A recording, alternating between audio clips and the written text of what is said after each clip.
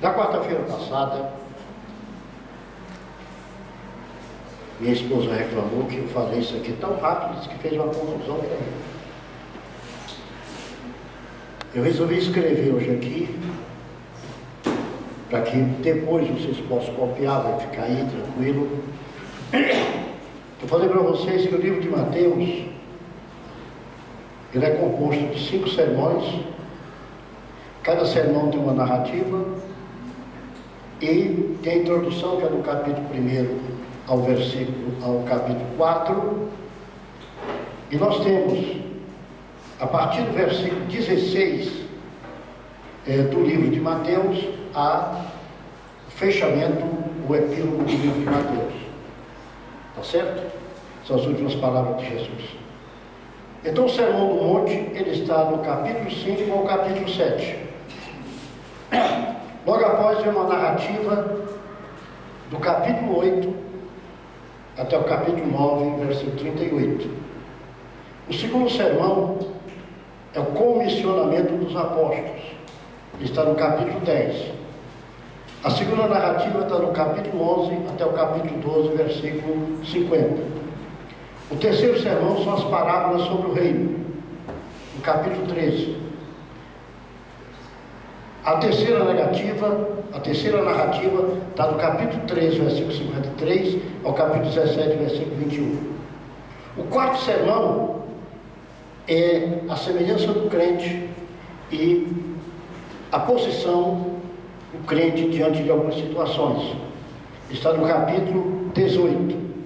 Aí vem a quarta narrativa do capítulo 19 até o capítulo 23, versículo 39. O quinto sermão, ele vai tratar sobre a segunda vinda de Jesus, capítulo 24 e 25 de Mateus. E a quinta narrativa do sermão é a crucificação e ressurreição, capítulo 26 ao capítulo 28 e 15. Tá certo?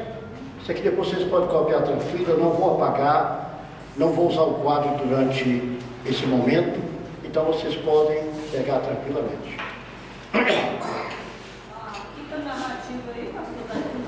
A quinta, segunda a narrativa, crucificação e ressurreição. Tá, e aí o capítulo? Capítulo 26 ao capítulo 28, versículo 15.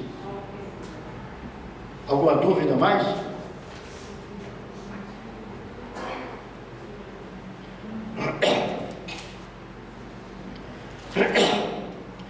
Então nós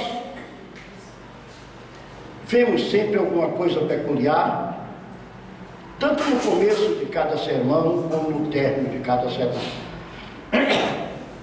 Eu não vou entrar hoje nas bem-aventuranças ainda, porque eu estive vendo a revista de domingo, ela começa exatamente nas bem-aventuranças. Ou quem for ministrar domingo na escola, domingo na ceia, deve ministrar exatamente sobre o assunto da revista. Será gravado e depois colocado também no site da igreja. Porque assim a gente não sai do contexto, né? E temos uma oportunidade, um tempo maior para falar já no assunto das bem-aventuranças, que ali vai tratar da primeira bem-aventurança.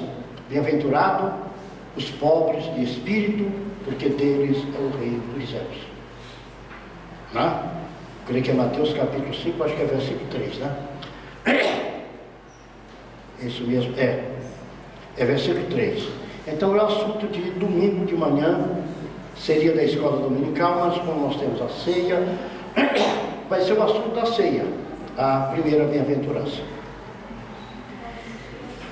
Então nós vamos notar de uma forma muito clara, exatamente quando é tratado sobre este assunto, desses 5 sermões, algumas peculiaridades dentro deles. Primeira delas, a Bíblia diz, no versículo 1, do primeiro sermão, Sermão da Montanha, onde constam as beatitudes. Sermão da Montanha não são só as beatitudes, vem as beatitudes, vem qualidades que o discípulo de Jesus deve ter, sal da terra e luz do mundo, ele vai falar exatamente sobre a lei de Moisés, o cumprimento da lei pelos discípulos, e vai mostrar que ele diferencia no sentido da aplicação da lei durante o sermão da montanha. Ele vai mostrar de uma forma mais tranquila a forma como Jesus Cristo encara a lei de Moisés. Tá certo? E depois ele continua tratando sobre momentos da vida espiritual. Ele vai tratar acerca de ofertas, esmolas, oração, jejum, são fatos da vida diária. E ele aqui vai combater os fariseus, vai combater os doutores da lei, a forma como se portavam diante disso.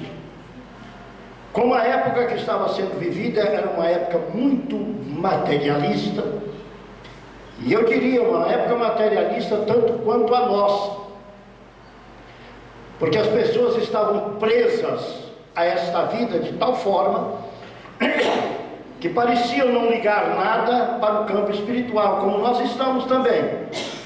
Tá certo? Quando Jesus fala acerca do tesouro aqui, o tesouro no céu, ele vai mostrar de uma forma clara a preocupação do homem pelas coisas passageiras. E ele vai mostrar que a nossa vida espiritual não tem o crescimento que deveria ter, porque nós não temos o cuidado espiritual que nós deveríamos ter. Então ele vem em Mateus com aquele versículo célebre que todos conhecem: buscai em primeiro lugar o reino de Deus e a sua justiça, e todas as demais coisas vos serão acrescentadas. Então ele vai ensinar o pessoal do reino colocar as coisas de Deus em primeiro lugar. Se é que Deus está em primeiro lugar na nossa vida, a posição, nós vamos ter que fazer isso. Depois ele falar sobre a pureza do olho. São pessoas malignas, não é? Que nós vamos conversar acerca disso. Pessoas que têm um olhar maligno e tudo que eles veem é o que não presta. Quando a Bíblia ensina que nós temos que ser simples como as pombas e prudentes como as serpentes. Tá certo? E a Bíblia chega a dizer que se o nosso olho é mau, todo o nosso corpo está em trevas. Então, esta palavra aqui, ela tem que ser estudada com uma certa perspicácia, tanto material como espiritual, para que possamos eleger o nosso crescimento espiritual. Depois ele vai tratar do servir a Deus indevidamente. O caso dos dois senhores. Tá certo? Porque muitas vezes você serve a Deus, mas está preocupado com as coisas deste mundo. E você deixa as coisas do mundo dominarem o campo espiritual, quando deve ser diferente. Não é que nós vamos espiritualizar todas as coisas, tá certo? Que tem gente que coloca anjo onde não tem, coloca coisa espiritual em todo lugar. Não é assim. Apesar que nós temos que entender que nós vivemos em um mundo espiritual, onde nós estamos vendo de forma material, mas é um mundo espiritual. Então nós vamos tratar exatamente de como ter uma visão espiritual dentro desse mundo espiritual que as pessoas tratam simplesmente como um mundo material. Então as pessoas tratam a vida como uma vida de consequências. Consequência existe? Existe. Mas não é consequência. É o fazer ou não fazer a vontade de Deus. Depois vamos tratar pela ansiosa solicitude da nossa vida, né? Essa preocupação que nós temos. Antigamente um emprego só dava conta da nossa vida. Agora nós precisamos de 10 empregos. Nós não temos mais tempo para viver. A família hoje não tem tempo para cuidar dos seus filhos, não tem tempo mais para a igreja, ninguém tem tempo mais para nada. Porque tudo é para essa vida. Aí chega Jesus, não é? E diz assim: escuta, louco, doido, maluco, piruta, essa noite vão pedir a tua alma. O que adiantou tu ter isso tudo? Para que será?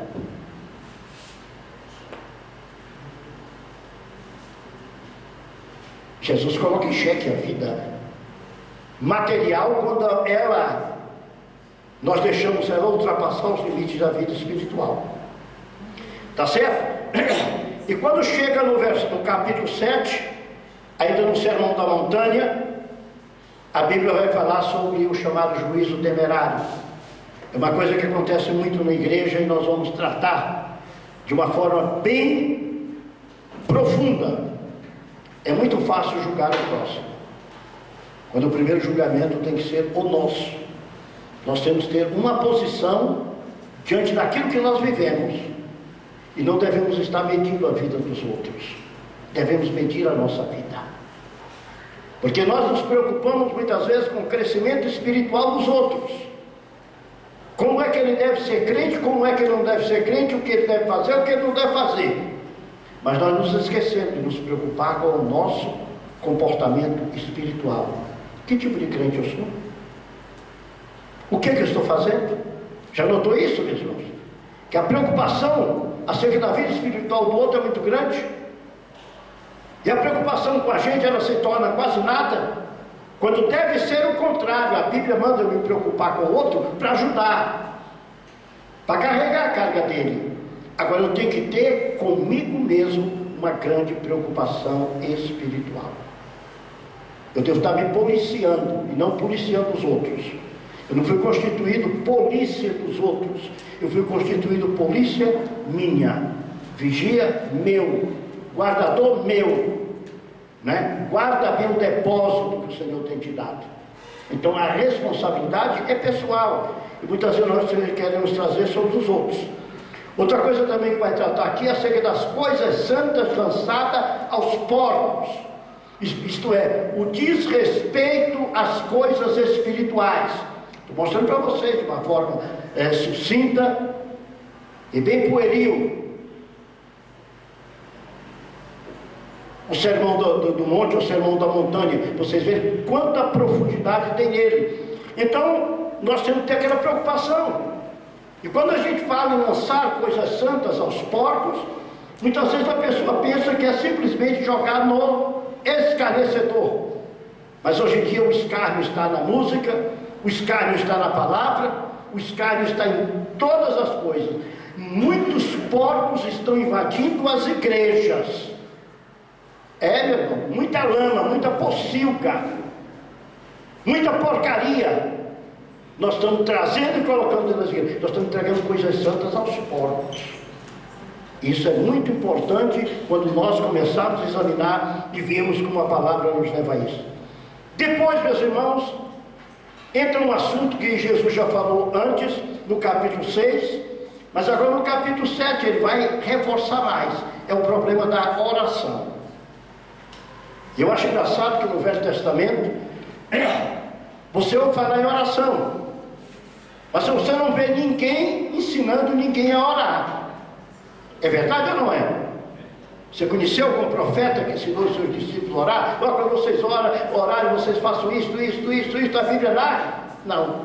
No caso de Jesus, nas leis do reino, Jesus ensina a orar. E ele vai mostrar dentro da oração a necessidade a ser apresentada e o reconhecimento que tem que haver a Deus. Isso no capítulo 6, mas quando já entra no capítulo 7, que vai falar sobre a oração, começa a trazer uma série de restrições à vida pessoal, uma série de restrições à vida religiosa da pessoa, para que a pessoa possa orar e ter a possibilidade da oração ser ouvida e respondida por Deus. Tá certo? Vai mostrar que a oração não é uma exibição, vai mostrar como deve ser feita a oração, vai mostrar na hora de fazer a oração que você tem que ter preocupação como você está para orar, ao ponto de dizer: olha, se você vai orar e você vê que teu irmão tem alguma coisa contra você, deixa a tua oferta, né? Vai primeiro com o teu irmão. Então, uma preocupação em orar em comunhão. Você não vê essa preocupação no Velho Testamento em lugar nenhum. O que é isto? É aquilo que Jesus vai dizer no final: se a vossa justiça não exceder ao dos escribas e fariseus: vocês não têm direito a entrar no reino dos céus. O Senhor chega também no Sermão do Monte e vai advertir contra os falsos profetas. O Senhor está preparando, meus irmãos, a igreja do Sermão do Monte. É o sermão mais longo que a Bíblia tem. Muitos até dizem que esse sermão não foi pronunciado num dia só. Muita gente diz que cada tópico de assunto deve ter sido ministrado em um dia, porque ele é longo. E eu não acredito que Jesus tenha dito só isto. Eu creio que Mateus aqui, ele fez uma suma exatamente de tudo aquilo que Jesus falou ali no Sermão do Monte. Certo? Você vê os outros sermões, são bem menores. Agora este era exatamente aquelas palavras para introduzir os discípulos do reino, para que aquelas pessoas entendessem que havia uma novidade de posição sendo manifestada por Jesus Cristo em todos os aspectos e características da vida espiritual. Depois de falar sobre os falsos profetas, agora Jesus chega e fecha o assunto dizendo: olha, o problema é o seguinte, só entra no reino quem fizer força, porque a porta é estreita, o caminho é apertado, e a pessoa tem que colocar força para poder andar nesse caminho, para poder passar nesta porta. Quer dizer, não passa de qualquer jeito. Não passa de qualquer jeito. Começa aí exatamente a grande mensagem que nós podemos entender da santificação. A retirada de muitas coisas para que possamos andar no caminho que o Senhor determinou. A retirada de muitas coisas para que possamos entrar por Jesus, que é a porta. Eu não sei quantos de vocês leu aquele livro Peregrino. Acho que é John Bunyan, um negócio assim. Alguém leu aquele livro Peregrino? Quem não leu, adquira aquele livro. Aquele livro é tão antigo, é como para as crianças da nossa época que não conhecem, vocês devem ter conhecido, os mais antigos, o Pequeno Príncipe, né? O Pequeno Príncipe na minha época, quem tinha que ler. Era leitura obrigatória, o Pequeno Príncipe nas escolas. E esse livro Peregrino é uma leitura que devia ser obrigatória em todos os crentes, porque ele vai mostrar exatamente a caminhada de uma pessoa que vai deixando a carga pela estrada, passando por problemas, passando por dificuldades, até chegar ao local onde deveria chegar. E é o que Jesus faz aqui, exatamente no Sermão do Monte. Tá certo? O Monte da Montanha, o sermão das beatitudes, mas é mais do que beatitudes. Então Jesus chega no final e diz assim: olha, eu estou falando isso tudo para vocês, estou parodiando, hein? Mas agora uma coisa, não é para entrar num vídeo e sair no outro. Tem que haver uma responsabilidade em ouvir, em aprender e em aplicar. São três coisas que Jesus exige, tá certo? Que nós ouçamos, que nós aprendamos e que nós apliquemos, ou isto é, vivamos a realidade que Ele manifesta, ou que Ele revela a vontade de Deus para com a nossa vida. Então, quando Jesus mostra isto, Ele mostra que nós devemos ouvir e cumprir as suas palavras. Ele vem com vários textos, o texto da porta estreita, o texto dos falsos profetas, o texto da árvore que produz bom fruto, não é? Ele vem dizer que nem todo aquele que diz Senhor, Senhor entrará no reino dos céus, mas aquele que faz a vontade do meu Pai que está nos céus. Ele vai dizer que naquele dia muitos vão chegar diante dele e dizer: eu fiz, Senhor, em teu nome. E ele vai dizer: eu não vos conheço. Entende? E ele vai agora fazer aquela pronunciação acerca do homem prudente edificando sobre a rocha. Tá certo? E quando ele conclui este sermão, no versículo 29, tá certo? Versículo 28 diz: e aconteceu que, concluindo Jesus este discurso, aqui vai acabar o sermão do monte, para entrar a narrativa, tá certo? A narrativa dos milagres. E aconteceu que, concluindo Jesus este discurso, a multidão se admirou da sua doutrina. Jesus não estava contando uma história de carochinha. Jesus estava doutrinando. Doutrinar é ensinar, é transformar alguém que não tem o conhecimento em uma pessoa que tenha o conhecimento. Então Jesus está transformando pessoas que não tinham conhecimento do reino de Deus em pessoas capacitadas para morar no reino de Deus, habitar no reino de Deus e participar do reino de Deus. É isso que Jesus está fazendo aqui. Está certo, meus irmãos? Então a Bíblia diz que ele subiu ao monte. Há pessoas que têm esse texto com uma discrepância, porque abrem o Evangelho de Lucas, no capítulo 6, versículo 7, e diz que Jesus estava numa planície quando a multidão chegou e ele começou a ministrar. E Mateus diz que Jesus subiu ao monte.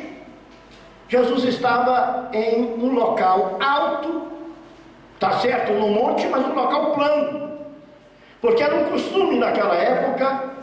Os mestres procuravam um local mais alto. Eu acho que é isso que as igrejas inventaram, um púlpito lá. Procuravam um local mais alto, que eles ficassem um local de destaque, onde o povo pudesse vê-los e eles pudessem ministrar para o povo.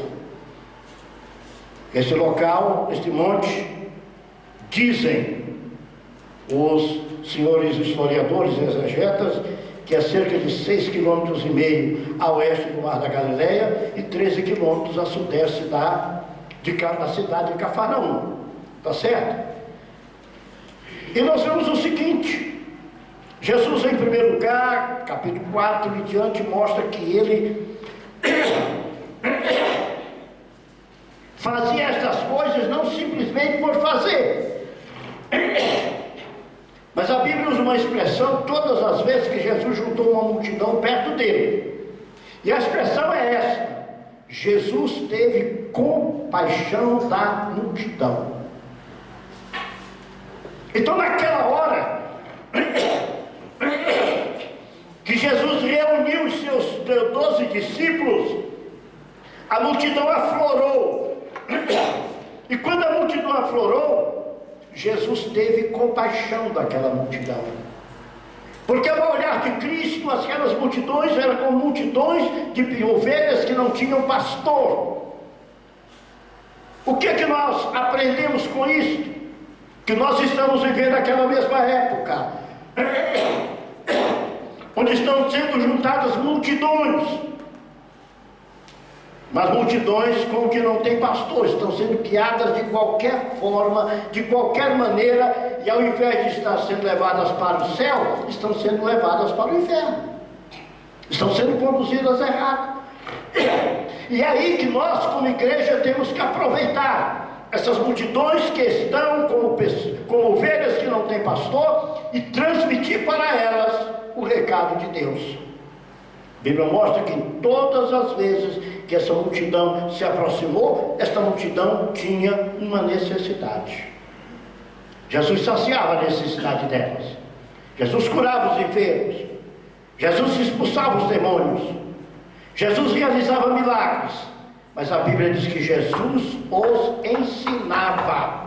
E Jesus ensinava por meio de sermões. Está certo? Jesus ensinava exatamente por meio de sermões. Outra coisa interessante, falei para os irmãos, vamos ver fatos, vamos entrar num assunto realmente domingo, ou eu, ou quem sabe um outro pastor, na hora da ceia, trazendo a palavra acerca da primeira beatitude, né? A primeira bem-aventurança. Bem-aventurados os pobres de espírito, porque deles é o reino dos céus. Vamos estudar o primeiro texto da lição, né? Eu vou ouvir, ver se ouço hoje à noite, a explanação do pastor Gideon Júnior, porque se eu for, vou seguir também um pouco do roteiro, né? Também não quero sair do roteiro, quero ficar dentro do roteiro que foi programado, que foi preparado, né? Então veja o seguinte, meus irmãos. A outra coisa engraçada é que existem duas correntes acerca desse monte aonde Jesus proferiu este sermão. Existem pessoas que defendem que esse monte é o mesmo monte Horebe. Monte Horebe. Mas se você ver o fato geográfico entre o Monte Horebe e este local, é muito diferente. Monte Horebe, ele é um local de um deserto avassalador. Aqui é um local totalmente diferente. Aqui é um local onde existem pastagens verdejantes, existem oásis. É um local muito lindo, esse local onde Jesus proferiu esta sua palavra. Tá certo? Então existe uma diferença muito grande que nós temos que não confundir isto.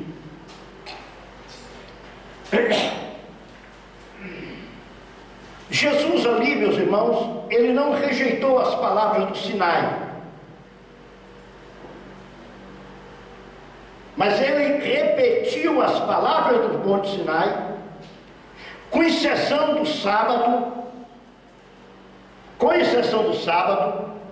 Ele repetiu as palavras do Monte Sinai, dando uma visão maior acerca da lei de Deus aplicada por Jesus Cristo.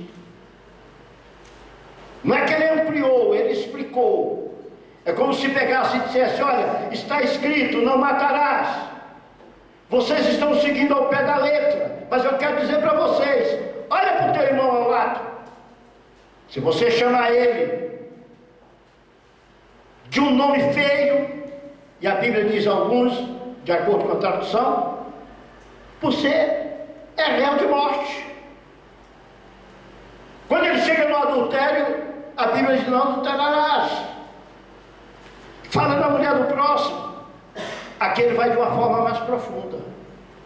Ele vai falar além do ato, o desejo.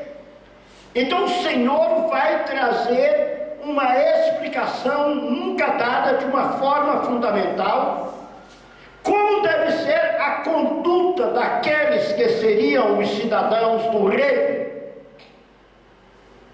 Porque o que está sendo pregado por Jesus em todos os seus 5 sermões, principalmente no primeiro sermão, o Sermão do Monte, é exatamente a forma que a pessoa deve ser, como deve agir, o que deve conhecer, como deve ser a sua vida espiritual, como deve ser a sua vida material, como deve ser o seu relacionamento com os semelhantes, para poder pertencer ao reino dos céus. Aí Jesus traz uma novidade, porque ele clareia a lei, destaca os pontos principais e dá uma manifestação tranquila e bem clara daquilo que ele quer. Ele aborda os princípios fundamentais da conduta, e ainda como base, ele diz: o meu povo, aqueles que vão pertencer ao meu reino, eles têm que ser pobres de espírito. Não vou entrar nos detalhes, mas vou dizer só uma coisa: tem que ser coração aberto e acessível a tudo que eu falar. Ele não tem que ter poder de revolta contra nada. E o crente é assim mesmo, o crente é ovelha. Ovelha não reclama do pasto, ela é levada para o pasto e ela come aquele pasto. E assim que Jesus quer que nós sejamos. Nós somos levados à sua palavra, e sendo levados à sua palavra, nos alimentemos com ela e achemos cada dia a palavra gostosa. Tem muita gente que parece maldizente, de uma forma extrema. A gente chega na casa da gente todo dia com feijão, arroz, farinha, quando tem carne é carne, banana, uma mistura, outra. E eu costumo dizer o seguinte: a comida mais gostosa é na casa da gente. Às vezes eu vou, fico até em hotéis bons, a gente fica comendo aquela comida, quando chega em casa, basta ter um arrozinho quente, um feijãozinho novo assim em cima, um ovo frito, ou então um bifezinho na hora, a gente come aquilo com mais gosto, porque tudo aquilo que você comeu pagou caro. Eu disse, comida gostosa. Eu lembro que uma vez a gente vinha do Espírito Santo, nós tínhamos ido para Guarapari, eu acho que era o Lutero que vinha comigo também, não sei se a Izinha também vinha naquele dia, era naquela carro verde que eu tinha ainda, e de repente, nós íamos de lá e vimos uma placa, arroz, feijão e ovo. E falei, Loide, olha ali, ela falou, vamos lá. Nós paramos o carro. Eu não sei qual era o filho que estava junto de mim, ou tinha mais assim, mas pai, comer isso aí? Mas gente, o que eu comi, aquele arroz, aquele feijão e aquele ovo, o gosto que eu comi, foi mais gostoso do que a comida que eu comi em Guarapari aqueles dias todos, o peixe, o camarão, aquele negócio todo, mas estava mais gostoso. Você entende o meu negócio? A comidinha de casa, por simples que pareça, ela é mais gostosa e, como diz na minha terra, ela não ofende, ela não faz mal a gente. E é exatamente isso que a ovelha tem que ter. Ela ouve a voz de Jesus. Jesus não muda de voz cada dia. Ele fala cada dia a mesma coisa. Ele fala conosco a mesma coisa, porque nós vivemos a mesma vida todo dia e a gente tem que achar gostoso, o tempero gostoso. Então essas palavras do Sermão do Monte, em primeiro lugar, para que nós saibamos como viver segundo a vontade de Deus.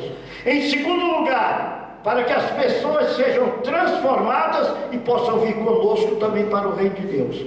Então estas palavras do Sermão do Monte, elas são aplicadas tanto para o crente como para o descrente. Para o crente, para que permaneça firme nessa situação, e para o descrente, para que mude a sua vida e venha para essa situação. Tá certo? Tem pessoas, inclusive alguns comentaristas, que dizem que o Sermão do Monte foi para aquela época, porque era uma época de transposição da igreja. Meus irmãos, a igreja vive numa época de transposição até a vinda de Cristo. Até o arrebatamento da igreja, ela vai estar em transposição. Porque a igreja está no mesmo mundo, o diabo continua sendo o mesmo, o pecado continua sendo o mesmo, as infelicidades continuam sendo o mesmo, e Jesus continua sendo o mesmo, e a palavra de Jesus Cristo é o mesmo ontem, hoje e eternamente. E Jesus disse, passa céu, passa terra, mas a minha palavra não passará. Então a palavra do Senhor nunca vai passar. Então nós não podemos aceitar este papo exatamente de que era só para aquela época. Outra coisa também, irmãos, quando nós vemos o Sermão do Monte, para quem gosta de pregar e quiser pregar sobre o Sermão do Monte, pode até dividir que o sermão, ele é um sermão completo, com todas as suas partes e muito bem organizado. É um sermão feito por Jesus Cristo. Quando nós estudamos homilética, eu lecionei alguns anos homilética na faculdade teológica, o sermão base para a homilética, a gente normalmente começa ministrando o Sermão do Monte como uma base para um sermão do curso de homilética. Veja bem o tema do sermão, o Evangelho do Reino, capítulo 4, versículo 23. Tá certo? E você vai ver que ele repete o reino de Deus várias vezes, são muitos versículos, mas ele tem uma divisão gradual na mensagem proposta. A mensagem começa numa escala e ela vai crescendo, crescendo até chegar ao ápice para fazer a conclusão com o comissionamento dos apóstolos. Você vê que na primeira parte ela vai tratar da justiça do reino de Deus, capítulo 5, versículo 17 até o 7, capítulo 7, versículo 12. O alto padrão da vida exigido, a concordância com os padrões antigos sendo observados por Cristo na aplicação presente. A diferença da interpretação do Velho Testamento dado na lei por Jesus Cristo, para que fosse manifestado na graça, tá certo? E vai manifestar a justiça superior de cada. A justiça nossa tem que ser superior à dos escribas e fariseus. É a perfeição do padrão de Deus manifestado em Jesus Cristo para a sua igreja na terra, ou seja, o seu reino aqui manifestado. A última parte conclui exatamente com exortações. A forma do início do caminho, o avanço no caminho, a refuta aqueles que dizem e não fazem e vivem o contraste. E o efeito do sermão, do capítulo 7, versículo 28 e 29. Estou correndo para ver se faço algum tempo. A hora está passando, pelo menos mais uns 5 minutos para a gente encerrar. Então, irmãos, o Sermão do Monte é uma magistral exposição da lei e um ataque ao faraísmo e o legalismo, terminando com o chamado à salvação.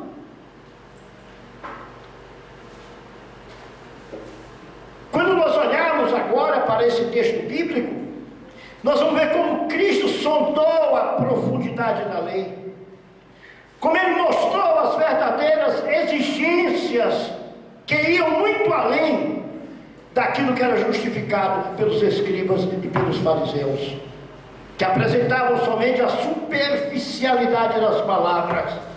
Então Jesus estabeleceu um padrão muito mais elevado, tá certo? Então o que vimos? Eu já falei para vocês a compaixão de Jesus manifestada.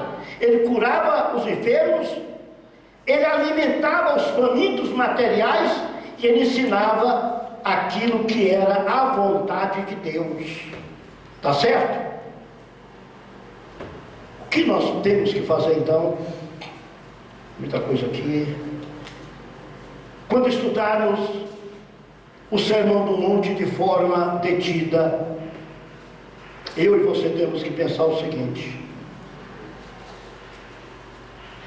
vou estudar o grande padrão de Deus manifestado através de Jesus Cristo, mostrando na própria lei a justiça revelada, com Cristo interpretando o relacionamento que Deus quer que tenhamos homens com homens, o relacionamento interpessoal, e o relacionamento que Deus quer através de Jesus Cristo que nós tenhamos com Ele, o Pai.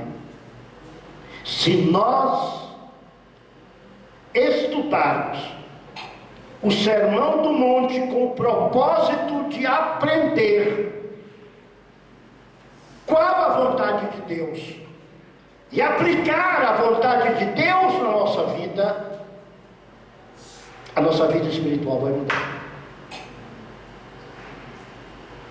Você quer mudar a sua vida espiritual? Quando eu digo mudar, não é trocar de religião, é entender mais a vontade de Deus.